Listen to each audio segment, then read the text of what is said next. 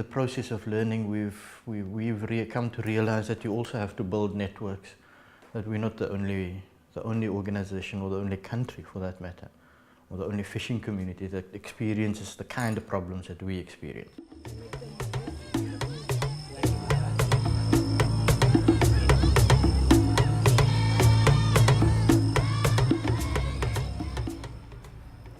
Det er for det meste forholdsvis lige til at mødes med partneren og sidde på kontoret og samarbejde omkring de her projektmæssige ting eller de her større politiske problemstillinger.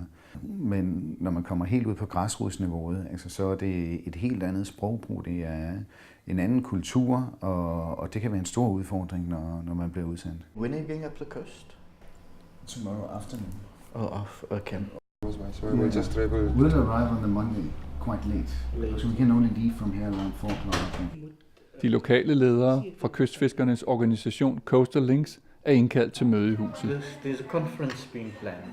All the fisheries ministers in the African Union, they will be meeting in Gambia.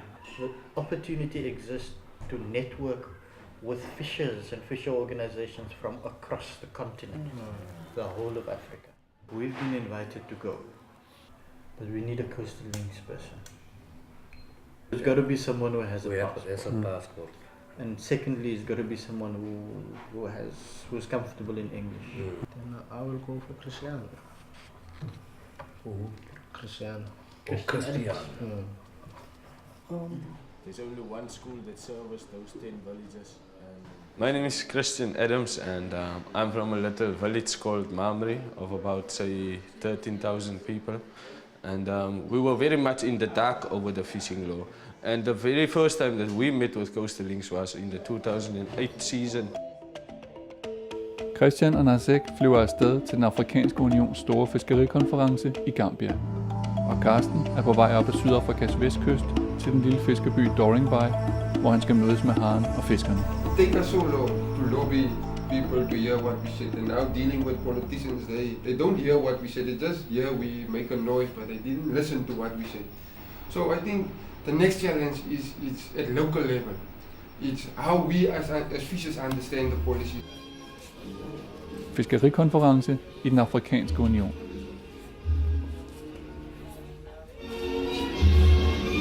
Christian og Nasek fra Coastal Links ankommer til konferencen. Thank you. Let's see what's up. Det er første gang, Christian er uden for Sydafrika. Hi. How are you? We're meeting again. Since Bangkok, yeah. How are you, Nicholas? Good to see you. Good to see you. How are you? Good to see you. There's too many people and too many people pulling you in different directions. So one has to kind of strategize who the important people are that you want to hang on to. I Doringby, Western Cape, er Karsten ved at samle lokale fiskere til et møde. Are you sitting in a short meeting now? Yeah. Yes. My meeting was on nominated, but those were late to I discussing. It's take half an hour, but we've got to start it now because the shifting is starting at 11. Yeah. And then, So you would not so often up. På fiskerikonferencen deltager Christian i forberedelsen af NGO'ernes udtalelse. Good afternoon, everybody. We need to be representative of all the fishing organizations that's here, and as well as the professionals that's here, to say that this statement is coming from all the fishers across Africa. We made a very good statement in regards to how we want to include all African countries, especially in the fight for our fisheries rights and especially the fight for small-scale fishers. På stranden uden for konferencecentret i Banjul får Christian tid til at møde de lokale fiskere. They are basket on fish. They pay them. They also come for fine feeding. You know, in Africa, in Gambia, normally they say the beach have the blessing of everything. That's why people, early in the morning, you wake up, you come at the beach, you see different people working here. More than thousands people are working in the sea. Yeah. They normally go in the sea. All these boats, you see, they all go inside the sea to catch fish. We just weight it. Sometimes we get 22 grams or more than something. I see you get 22 kilograms now. Yeah, 22 kilograms. That's what we need. Peter, alsjeblieft. Looking at what's happening in the African Union around fisheries, nobody really knows the contribution of small-scale fisheries. Nobody really knows the exact value. So what you can hear also at this high international level is that we need to do some kind of research in order to find out what is the value of small-scale fisheries actually.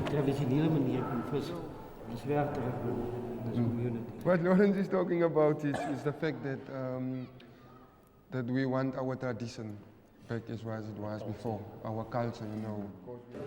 There is opportunities, not for the fishermen themselves, but also for unemployed people, and especially the youth. Go and take a look into the small-scale sector. It obviously creates more jobs than the commercial sector creates. And second of all, it makes sure that there's enough food security. Thank you, Chairperson.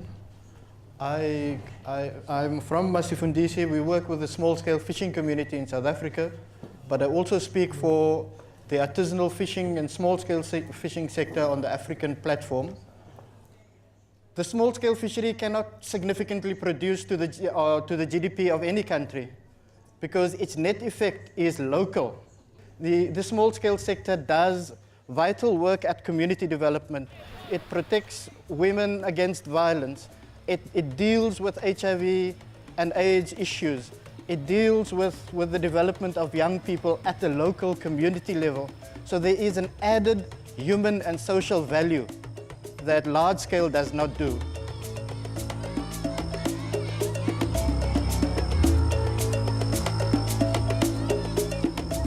Our political problems are global political problems, and a lot of it finds its roots in the Western sort of paradigm in Europe and the Northern Americas, you know. Their way of life, their way of living, their outlook in society, it has historically caused problems.